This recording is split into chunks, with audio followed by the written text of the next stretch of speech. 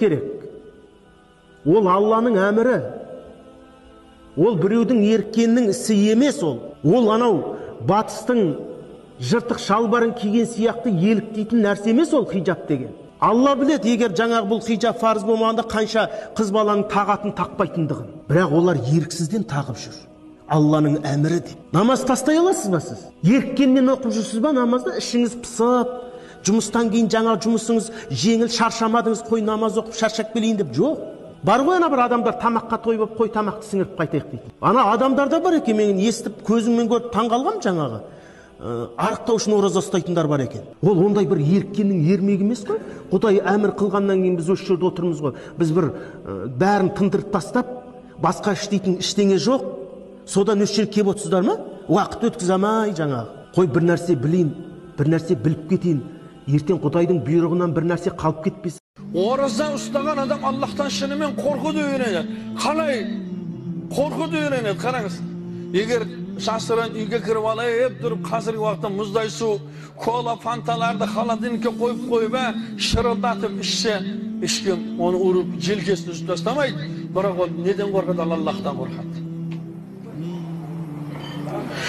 Өзінің некелі әйелі, әппақ әдемі сұлу әйелі тұр, соны құшақтаудан сақтанады, қараңыз.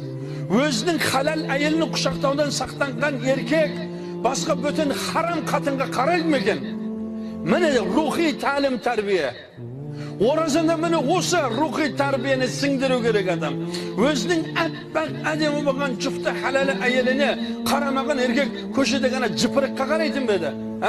Аузы бәсін бәрі майлап алған маймылға қарайтын ба еді? Ол қарамайды ол. Бұл Рамазан ол ерекше ғибадаттың бір түрі.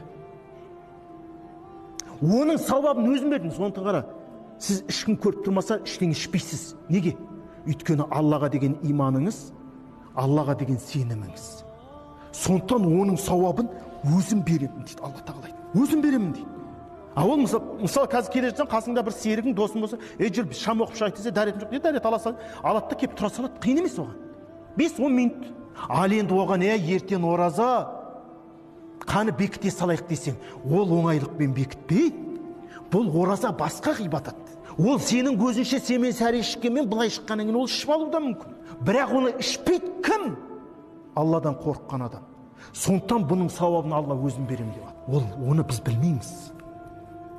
Оны біз санына жетпейміз. Оны жәннатқа барған кезде ғана біз оны көреміз. Осы екен ғой деп.